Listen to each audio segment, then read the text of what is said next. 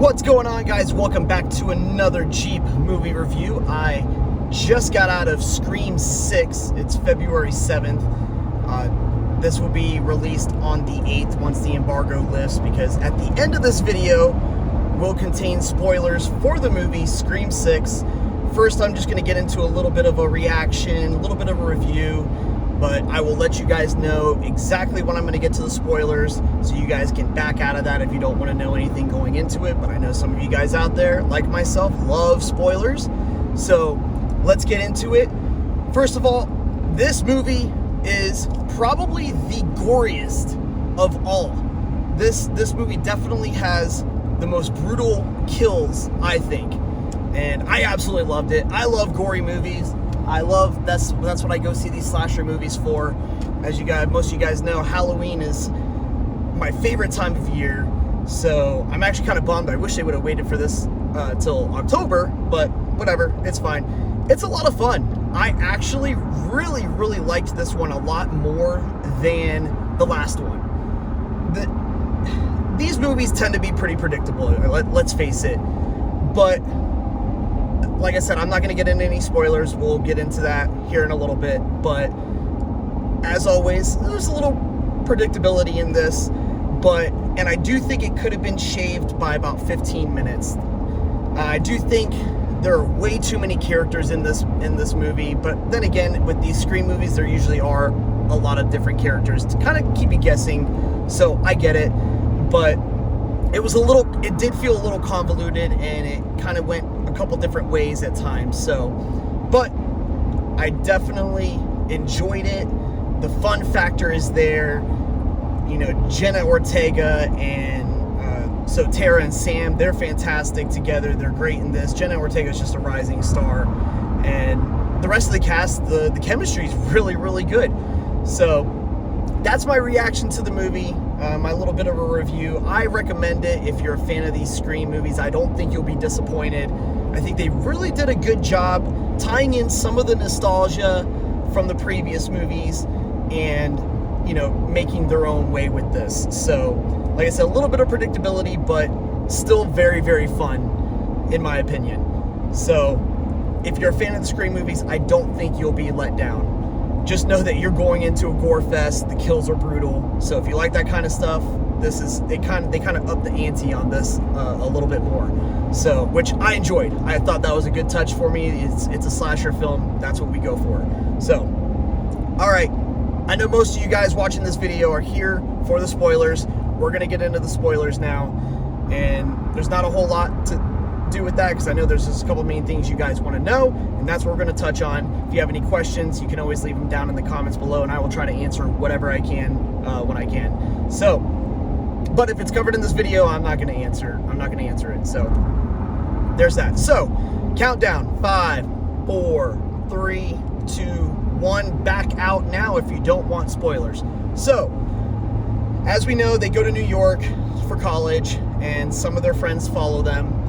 And the movie starts off with the normal kill, and it's I forget the actor's name, but it's the guy that plays Flash Gordon in Spider-Man. He actually goes and kills the first girl in this movie, which is a blonde-haired girl. I forget her name, but she's like one of their teacher assistants in film school, and they are friends with Richie, who is Sam's boyfriend in the last movie, who ended up being being the killer. And they're trying to finish his movie. This is how the movie starts out. So I'm just gonna call him Flash Gordon. His name's Jason in the movie.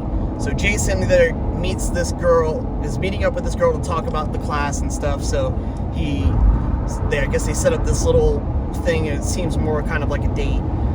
And so he says he's lost. He can't find his way to this restaurant, so he gets her to come outside into an alley, of course. And of course, she teaches film about horror movies. That's her specialty. So she gets lured into this alley. He kills her, takes off his mask. We find out it's him.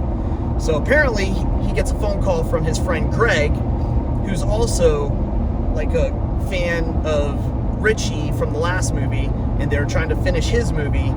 And he gets back to his apartment, and Greg ends up killing Jason because he killed this lady without telling him he wanted practice. That's how the movie starts, and that's kind of like what gets you thinking that this guy's the killer. So I do know, I didn't see it, but I believe it was TikTok or somewhere on social media, there was a leak of the killers. And from what I did read, two of them were. But there's 3 killers in the movie. So it's kind of funny, they kind of stab at the movie themselves and poke fun at it. Because I saw different conversations on social media about what they think that these people think that they're going to do with this movie, and they kind of make fun of that in the movie. So they're poking fun at themselves about the different fan theories and everything. So I thought that was funny. But of course, they call it the franchise, and how this one's going to be different, and how the kills are different. They're looking for clues to see who the killer could be. So we'll jump right to it. There's a lot of fluff in there. Obviously, they're constantly being chased after in the movie. We find out that at first there's 2 killers, and then a third one pops up. And I guessed 2 of them not even halfway through the movie, like in the first quarter of the movie, I guessed, like, okay, it's these 2. And it's Quinn, which is Sam and Tara's roommate, and Detective Bailey, which is Quinn's father. But the third one is the champion kid. I forget his name, curly hair. He's actually Quinn's brother and Detective Bailey's son. And we find out that Richie is Detective Bailey's other son that died, so they're seeking revenge on the sisters for killing Richie. And we find out Richie had this huge, obviously we know he had this huge cult following for the Stab movies. So they were building a shrine based on everything, and they had masks from all the previous killers. And since their dad's a cop, he was able to steal some of the evidence and make this shrine literally out of the previous killers. They had all the masks from all the previous killers, Billy Loomis's mask and everything. So for every kill they made, they dropped the mask, and we found out, okay, this is from this killer, this one's from this killer, this one's from this killer. So it was it was cool how they set that up. I liked it. Some people might think it's cliche or, whatever.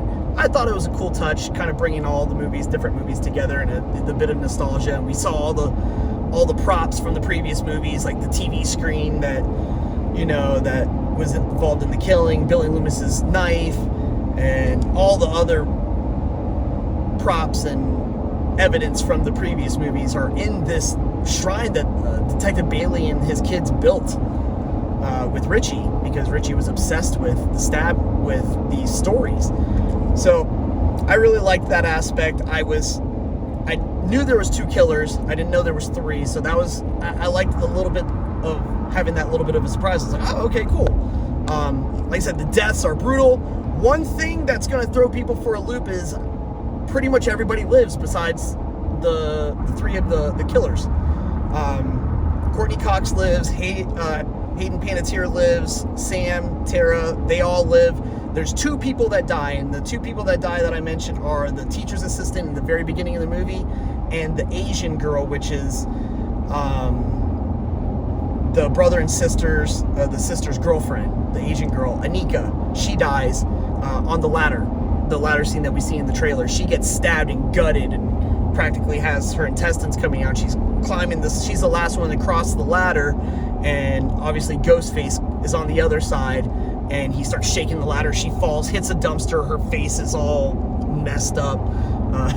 So it's not pretty gruesome. It's very, very gruesome. The one brother dies because, well, you think he dies at first because he gets a knife in the mouth.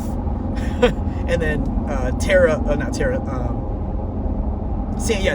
turns it in his mouth, and you think he dies. He comes back, and then they end up throwing the TV on him, and he dies that way. That's how he ends up dying, because he comes back. The father, Detective Bailey, dies by Tara stabbing him, Sarah stabbing him a bunch of times in Billy Loomis's costume. Has his mask, has his costume, and his knife from the first movie, and stabs him over and over and over. And then Jenna Jenna Ortega's character comes up and was like, what are you doing? And she's like, you know what? I'm not like my father. I'm better than that. And then Jenna's character's like, looks up and she's like, but you know what? You messed with our family. And then stabs him in the eye. I'm like, whoa. And Quinn, the daughter, dies by a gunshot to the head. So they do a pretty good job making you think that some of the others are the killer. And for a moment there, I thought Hayden Panettiere's character was the killer. She's not. I knew practically from the beginning that Quinn, the roommate, and the Detective Bailey were the killers, because at the first crime scene they find oh my gosh, Sam's ID there. I'm like, okay, well, how did that get there? Well, let's see. Our roommate, so obviously someone's close to her that has access to all her things. So I was like, roommate, that's one of them right there. And then, of course, the dad finding it, the Detective Bailey, the finding it. I was like, okay, these two are in on it. Boom, done. That gave that away. So they make you think that the one curly head guy, God, I'm bad at names, I'm sorry, guys. But the one curly head guy, which I do think was in one of the leaks. The girl, Quinn, was not in the leak. But the curly head kid, they pretty much pointed out that he's the killer throughout the movie, but then you start thinking that's too obvious. So, but then when he came around and saw there's three of them, I'm like, oh, there it is. So, cool little twist there. And that's about it. Everyone else lives. Courtney Cox lives, Hayden Panettiere lives, Sam and Tara Leigh both live.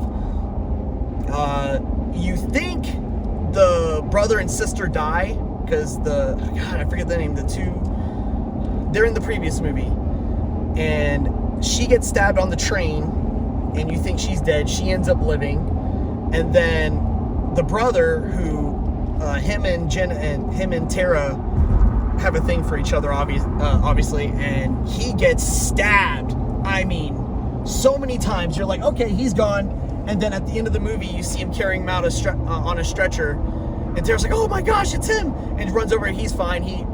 They kiss and hug, and he's got a breathing mask on and everything.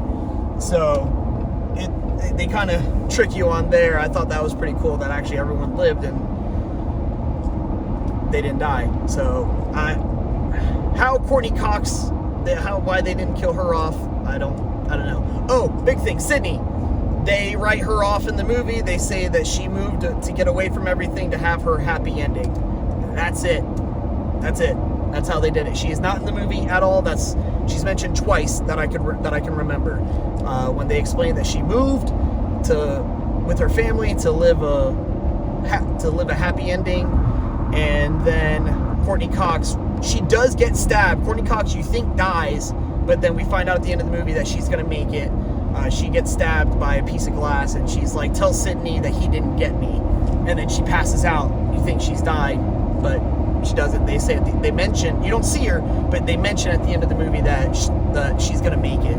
So that's it, guys. That's all the really big things I can really touch on. I think are relevant for spoilers. That are the big things. So they kind of leave it open to see what they want to do. They really make you feel like Sam is going to turn to be the next Ghostface killer. It's calling to her.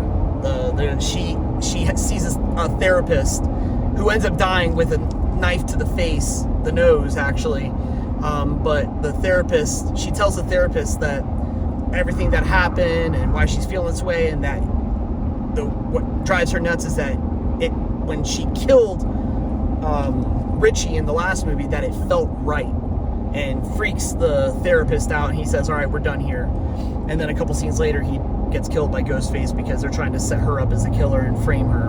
So, but then at the end of the movie, she's looking down at the mask, Billy's mask, and she's like in a trance, but then it breaks, and she throws the mask on the ground, but there's something there that's trying to pull her to that dark side. So we'll see what they do. They kind of leave it open for another one. They can really do whatever they want. All these characters are still there. So, and they keep talking about people snapping and becoming the killer, like all these older previous killer, like, oh, what, maybe Courtney Cox, Gail, snaps, and we think she's the killer because she knows all this other stuff going on. And Well, it's just because she's a journalist and she investigates. So, but who knows? Maybe in the next movie, one of these characters snaps from all the trauma that they've been through. So, but that's it. Guys, if you have any questions, comments, leave them down at the bottom. Hit that like button, hit that subscribe button if you haven't already. I'm always going to do these every time I have an advanced screening. I'm bummed I'm going to miss John Wick next week on the 14th, and I'm going to miss Shazam because I'm going to be in North Carolina, so I'm taking a little hiatus from social media for a week. Going to go on vacation in North Carolina in the mountains, so please stick around. I've got a lot more coming. I did buy tickets for John Wick to go see that Saturday after it comes out. We have the screening on the 14th, but I'm not going to be here. I will be in North Carolina doing some hiking with the family and have a cabin up in the mountains. So stay tuned for more movie reviews, unboxings, all the fun stuff. I'll be posting some stuff from North Carolina, some of the fun stuff that we're doing. So stay tuned for that. Remember, any comments, I'll try and get to what I can. Thank you guys for watching. Y'all have a good night. Bye.